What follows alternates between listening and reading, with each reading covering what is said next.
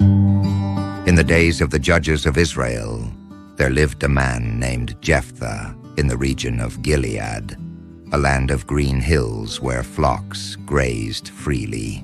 Jephthah was known for his courage and strength, though his life had been marked by rejection.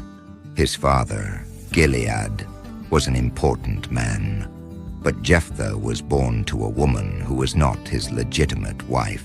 Because of this, Gilead's other sons despised him and cast him out of their home.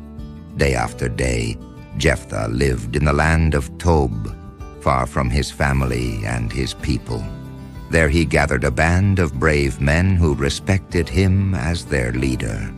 Though strong and capable, Jephthah carried in his heart the wound of rejection.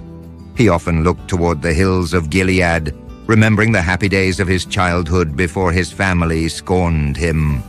Despite everything, Jephthah never lost his faith in God. Meanwhile, Israel faced a grave problem. The Ammonites, a hostile nation, were attacking and oppressing them.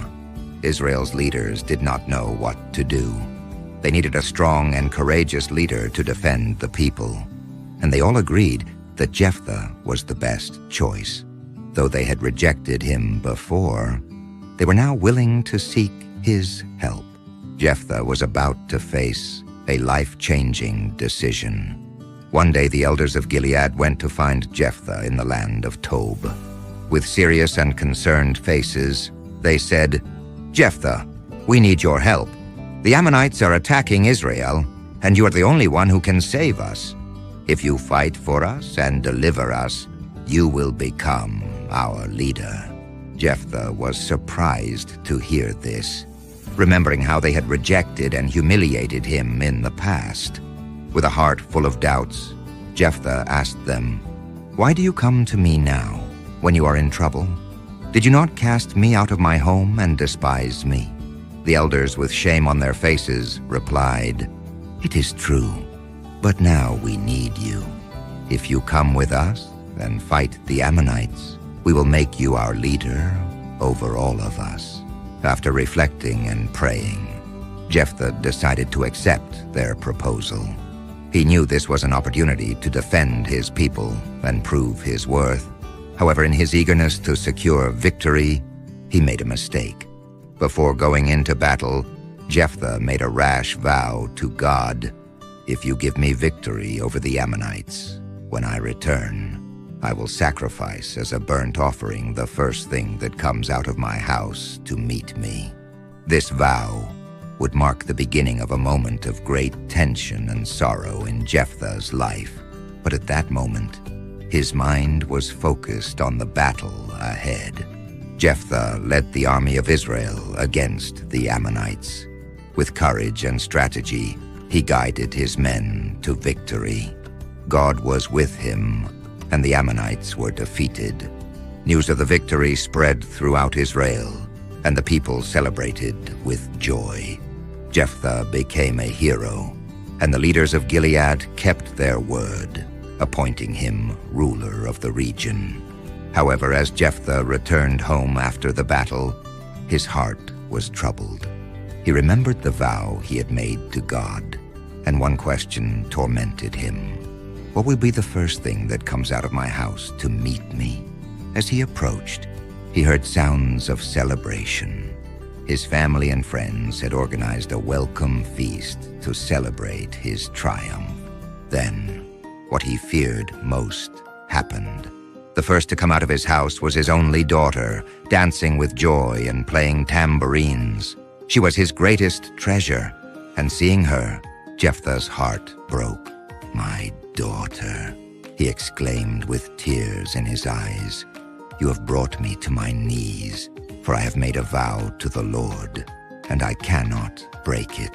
Jephthah's daughter, though surprised, displayed extraordinary maturity and courage.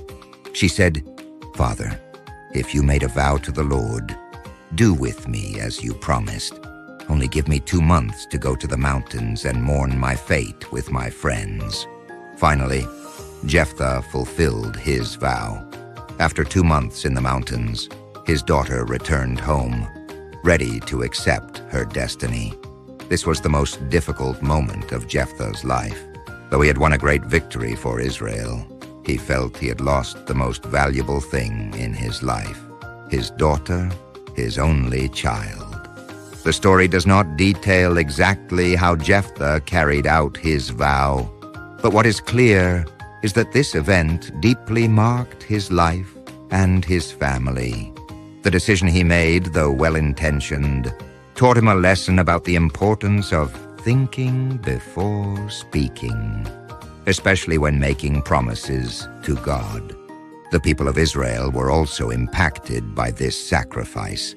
The women of Israel began an annual tradition to remember and honor the bravery of Jephthah's daughter, who demonstrated great obedience and love for her father and for God. This event became a reminder for everyone that words and promises carry weight, especially when made before God. Jephthah learned a hard lesson but continued to lead Israel with courage and wisdom, striving to be a just judge and honor God in everything he did.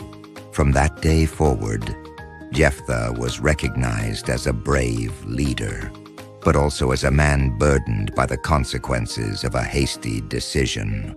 Though he had saved Israel from the Ammonites, the loss of his daughter forever changed how he lived and governed. He became a more reflective leader, always remembering that decisions and promises should be made with wisdom and reverence toward God. The people of Israel learned from this story not to make rash promises. They understood that God does not demand extreme vows or sacrifices that cause suffering. Rather, he seeks obedient hearts that trust in his plan. Jephthah, though marked by his experience, continued to lead Israel for 6 years, serving as a judge and protecting the people from their enemies. Jephthah's daughter became a symbol of obedience and sacrifice, and the young women of Israel remembered her with respect and admiration. Her story was etched as a lesson for future generations about the importance of speaking with wisdom and honoring God with our decisions. The moral of this story is that our words hold power, and we must be wise when making promises. Jephthah teaches us that extreme vows are not necessary to gain God's favor. God does not seek reckless sacrifices, but obedience to hearts that trust in his will.